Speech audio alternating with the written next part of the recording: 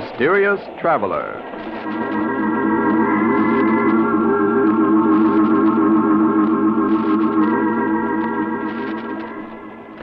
This is the Mysterious Traveler, inviting you to join me on another journey into the realm of the strange and the terrifying. I hope you will enjoy the trip, that it will thrill you a little and chill you a little. So settle back and get a good grip on your nerves, if you can.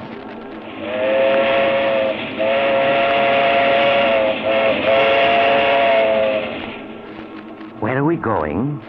Why, we're going to pay a visit to the home of Albert and Louise Jordan. As nice a couple as you'd hope to meet. In a story I call Death is the Visitor.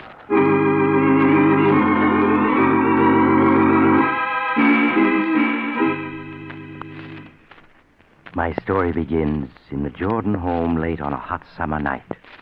Albert Jordan is asleep and is having a nightmare about his mother-in-law. Oh, no. You can't pull the wool over my eyes, Albert Jordan. I'm on to your ways. Think that my only child was foolish enough to elope with you. But you made her do it, Albert. You made her. No. She wanted... As long as I'm alive, she'll be protected from you. Albert, are you listening? Leave me alone. Please. Darling, wake up. What is it? You were having a nightmare, dear. You don't want to wake Mother up. She needs a good night's sleep for a trip tomorrow. Oh, yes, the trip. I wish it was tomorrow already. She was gone.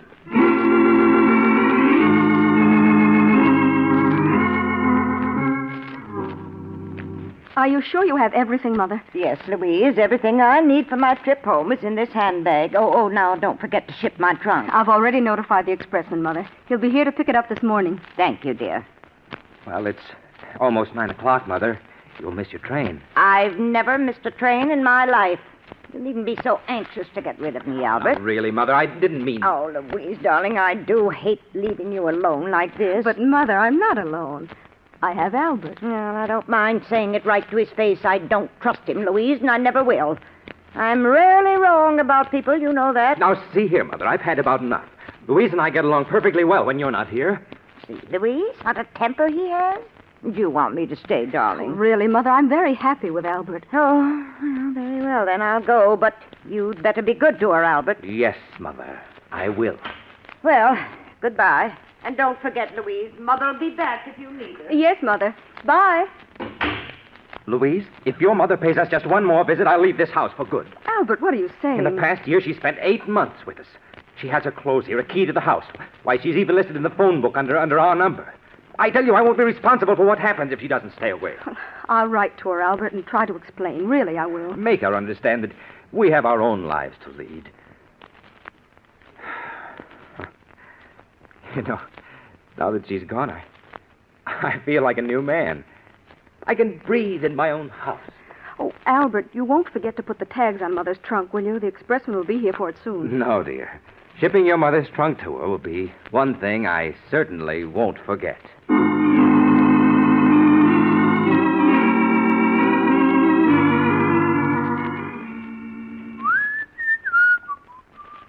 Now, let me see. This is Hortense Murdoch. 125 River Road, Ferndale, Pennsylvania. That won't be necessary, Albert. My trunk can remain here. Mother, but you went to catch your train. I know I did, but I changed my mind about going. I won't leave my little girl alone. Why are you looking so startled, Albert? Are you hiding something from me? No. No, of course not. Where's Louise? She went downtown an hour ago. She should be home soon. I'm sure at least she'll be glad to see me. Oh, you haven't locked my trunk yet. That's good. So you've come back. Again. You've always wanted to get rid of me, Albert. Keep me away from my only child, but I refuse to give her up. Yes, I've come back, Albert, and I'm staying for good. Frankly, I don't trust you. You don't trust me? No. I don't even know your background. For all I know, you may have criminal tendencies. There's a certain amount of the criminal in all of us. Most people can control their worst instincts. and some can't. Exactly. And I'm here to see to it that no one harms Louise. But, Mother, who's going to look out for you? Albert, why are you looking so queerly at me? Are you sick? Yes, Mother, I'm sick. Sick of the sight of you. Albert, stop looking at me that way. Why, you seem like a different person. I am, Mother. You've made me different. And now you must take the consequences. Albert, stay away from me. Don't you dare come near me. So you would keep coming back, Mother. Well, you came back just once too often. No, Albert. Don't touch me. Albert, You should have taken that train, Mother. But at least now, I know you won't be coming back ever again.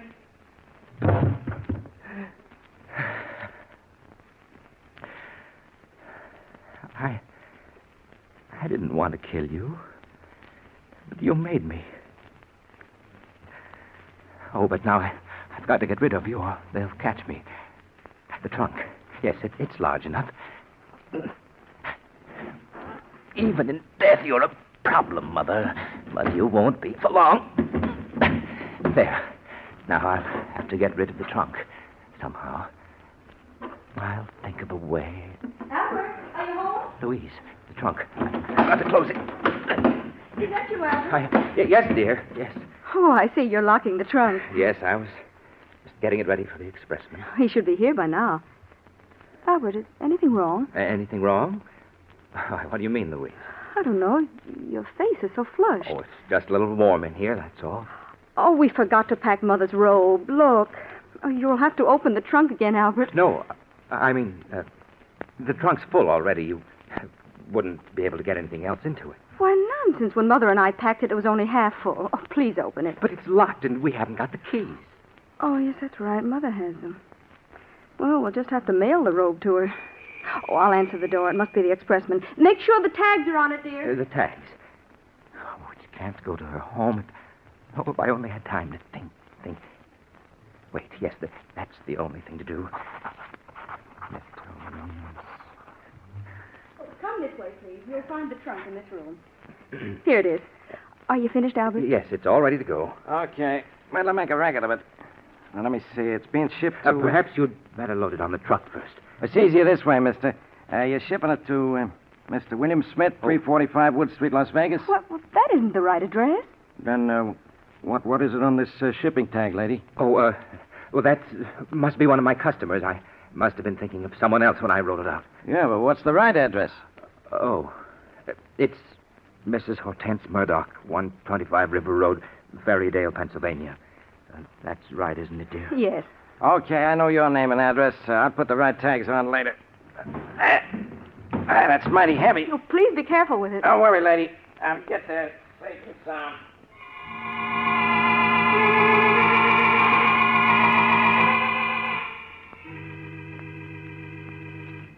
Albert, did you get the mail just now? Yes, dear. Is there a letter from Mother yet? No, just a few bills.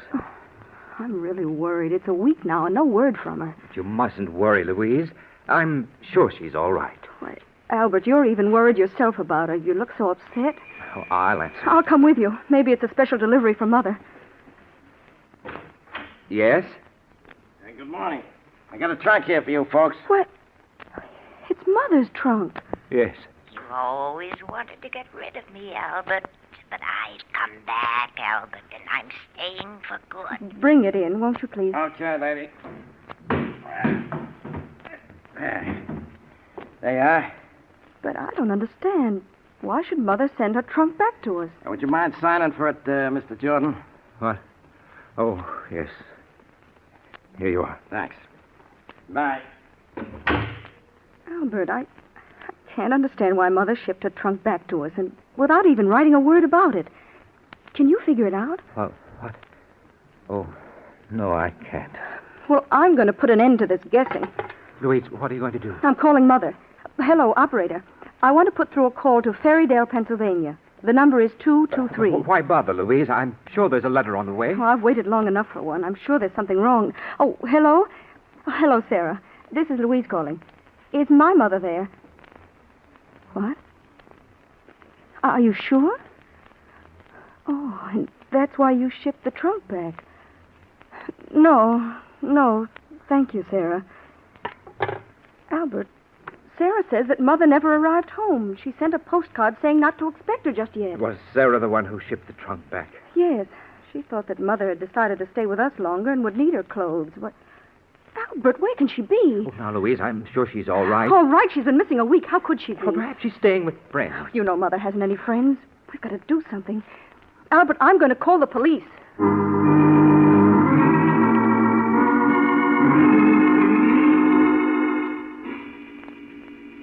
The police investigated, but they had no clues, so they didn't learn anything. And George got rid of the embarrassing trunk just as fast as he could. Telling Louise he was going to put it into storage, he took it to a trucking company to ship it as far away as it could go. It was the only thing he could think of to do. All right, I got it straight, I guess, now. Mr. Richard Jones, 65 Ocean Avenue, Los Angeles. Is that right? Yes, that's right. He's my brother. Yeah, and your name is, Martin Jones. Yeah? 1635 Sherwood Road, Riverdale, New York. Jones, Sherwood Road, Riverdale. All right, Mr. Jones, now let's see. That'll be $18. Oh, well, here's 20. Keep the change. Oh, thanks, Mr. Jones. Here's your receipt. It'll go out right away. There's a truck leaving tonight. Don't you worry. This trunk will get to Los Angeles all right. That's fine. It'll be quite a load off my mind when it's gone.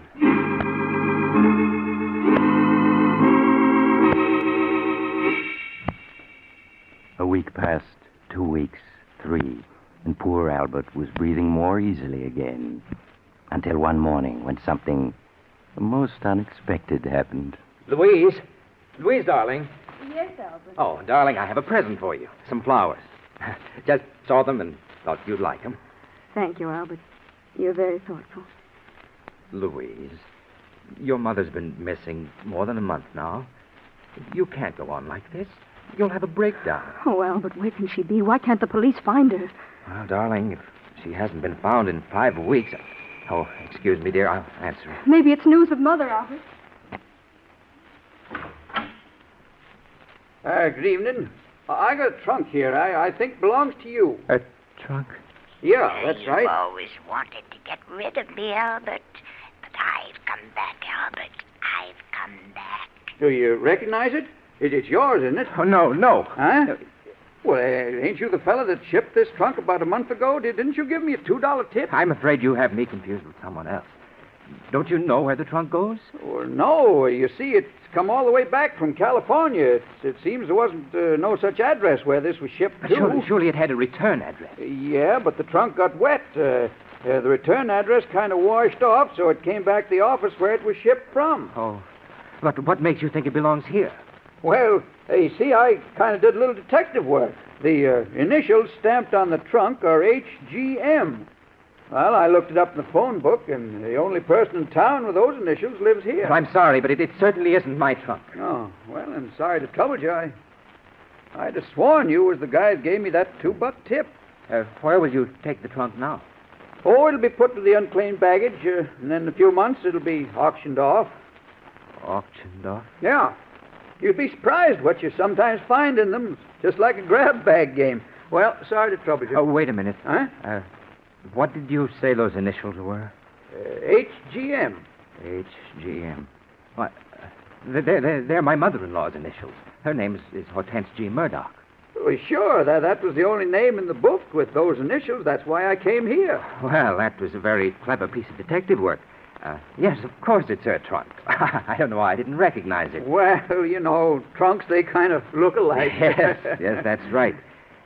Well, bring it in.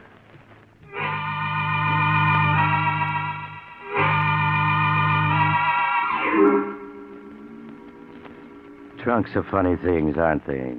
You have something valuable in one, and just as likely as not, it'll get lost. But put something you don't want in it, like a mother-in-law, and it'll come back every time. You can hardly blame Albert for being upset, especially since Louise wanted to open the trunk to look for possible clues. But Albert managed to get Louise out of the house then put the trunk onto the trunk rack of his car and started out. Several hours later, he was at the receiving platform of an all-night storage warehouse in New York. Yes, mister? Can I help you? Pardon me, but you store trunks here, don't you? Yeah, sure. We store anything in here. You want to store that trunk you got there? Oh, yes, please. Okay, I'll make out a ticket.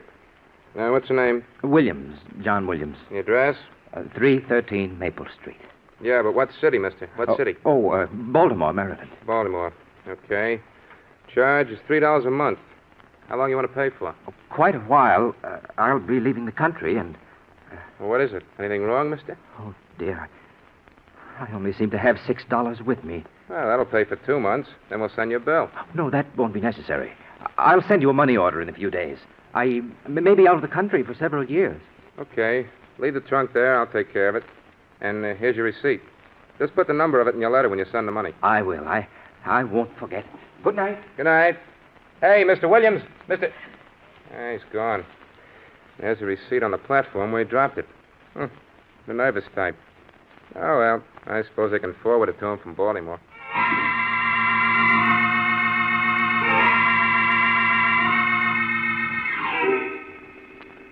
When Albert found he'd lost his receipt for the trunk, he was badly upset at first. That meant he couldn't send any money for future storage charges. But after all, there was no identification inside it, and he'd rubbed Mother's initials off the outside this time.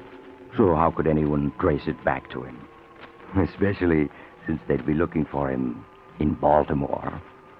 So in a few weeks, Albert was himself again. Except for a nightmare once in a while. After all, what do I know about you, Albert? You may have criminal tendencies, and I'm going to protect my daughter from you. Yes, I've come back, and you're not going to get rid of me. Do you hear me, Albert? I've come back to stay. No. Leave me alone. Leave me alone. I tell you. Albert! No. Albert, wake up. What is it, Louise? You were moaning in your sleep, dear. You must have been having a nightmare. Oh, yes, I was. But it's not important. It's just that midnight snack I had. Go back to sleep, darling.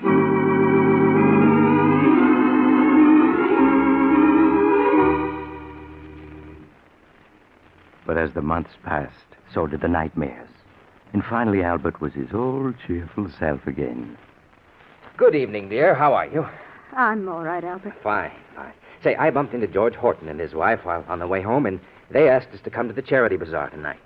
That was very nice of them, Albert. Well, why don't we go? There'll be an auction, a raffle, supper, dancing.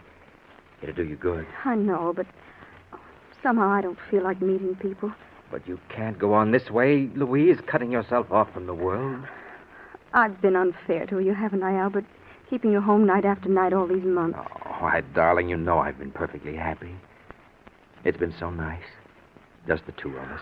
You've been perfectly wonderful, Albert, and I'm afraid I've been acting very selfishly. All right, I'll go to that charity affair tonight.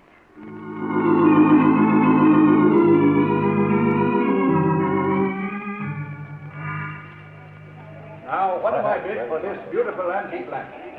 Do I hear a dollar? Do I hear a dollar? I'll bid $1. Ah, there we have a lady with a real sense of beauty. Now, do I hear $2?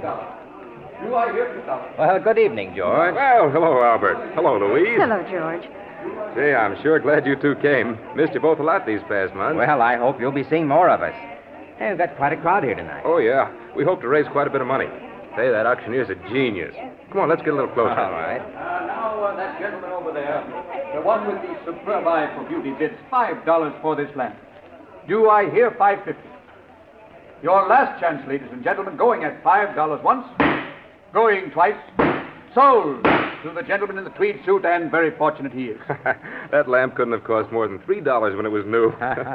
Well, now we come to the raffle. The raffle? Yeah, the raffle for a mystery prize donated by yours truly, George Horton. Oh. Better let me sell you a few tickets, Albert. They're only 50 cents each. No, thanks, George. We just came to be sociable. Better take a chance. No telling what you might win. Now, next, ladies and gentlemen, we come to the feature of the evening. A raffle for a mystery prize, which I have hidden here beneath this canvas cover. Now, I'm going to lift this cover and show you a locked trunk. Now, take a good look at it. The trunk. Oh, no. It can't be. It is. She's come back again. Yes, Albert, I've come back. And I'm going to stay for good this time. Oh, no, no. Now, this is no ordinary trunk, ladies and gentlemen. It was donated by a gentleman who bought it for storage charges. Now, who knows what it contains? Perhaps the crown jewels of old Russia. Or better still, a case of scotch. Now, take a good look at it and try to guess. Albert, you're so pale. Is there anything wrong? No, of course not. George, where did you get this trunk? Oh, that big storage place in New York. You know, on the east side. Somebody did keep up the storage charges on it, and all the notifications they mailed came back, yes, so... Yes, I see. Now that you've seen all the prizes, and particularly seen this prize, ladies and gentlemen, I know you're going to want to buy not one, not two, but half a dozen chances each. What can be in it? Guessing is half the fun. Well, now we're all going to adjourn for supper, and immediately after supper, the big drawing will be held. So buy your chances now and win yourself a trunk full of surprise and pleasure. Well, Albert, changed your mind about buying a chance or two? Yes, George, yes, I have. Now take all you've got.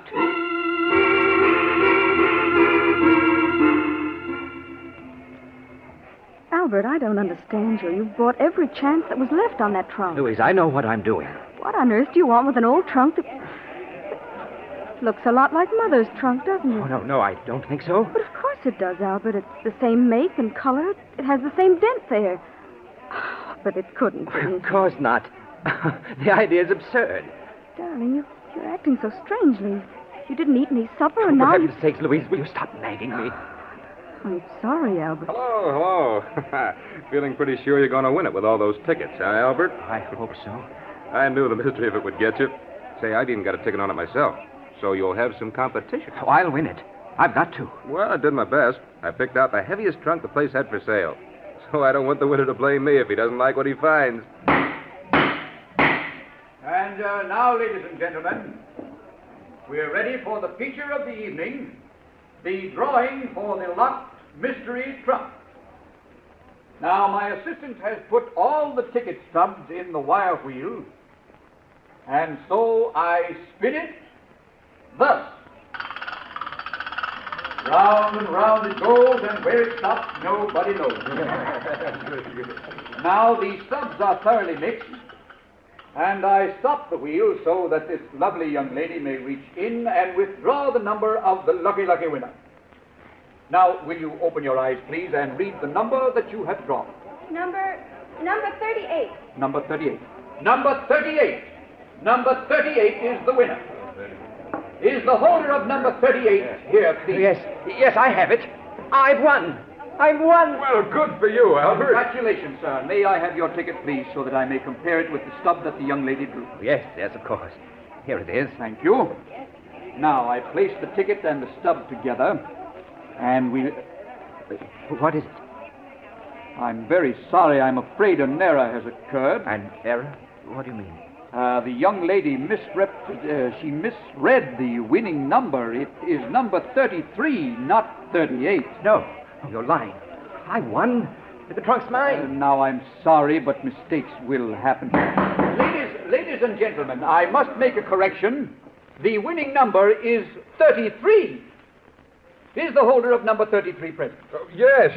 Well, that's my number. Well, hard luck, Albert. But I guess you don't win after all. Now, may I have your ticket, please? Yeah, sure. Here. Thank you very much.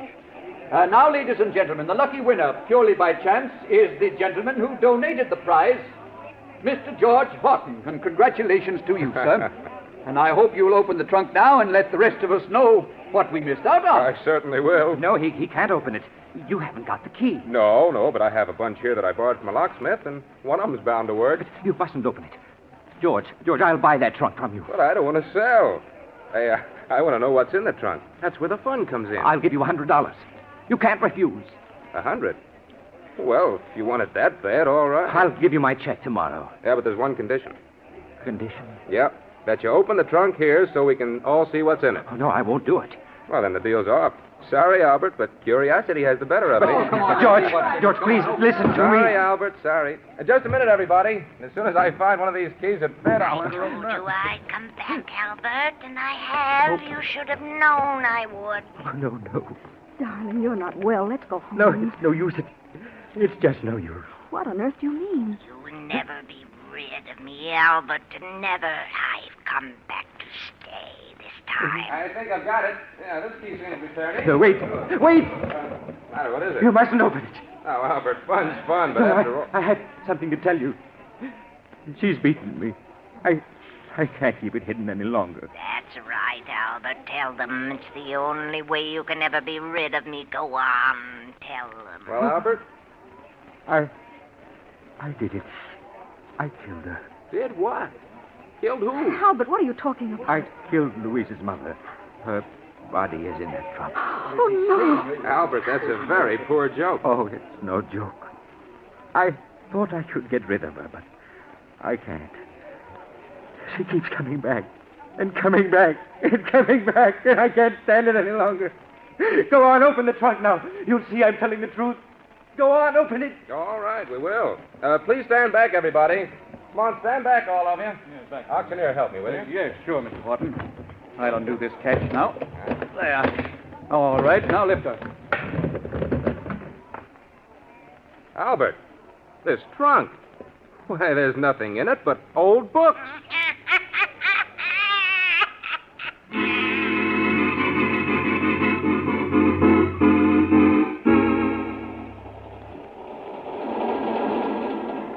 This is the mysterious traveler again. Poor Albert. He let himself be fooled by the wrong trunk. Maybe it was his guilty conscience. What happened to him?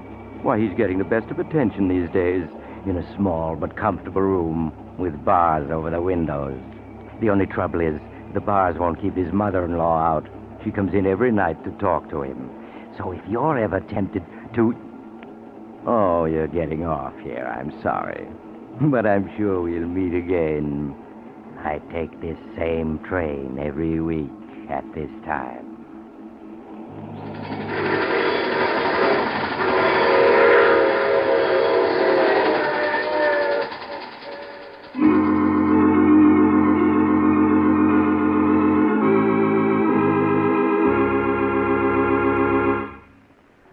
You've just heard The Mysterious Traveler, a series of dramas of the strange and terrifying. Listen next week over most of these mutual stations to a tale titled Murder is no accident. Another Tale of the Mysterious Traveler.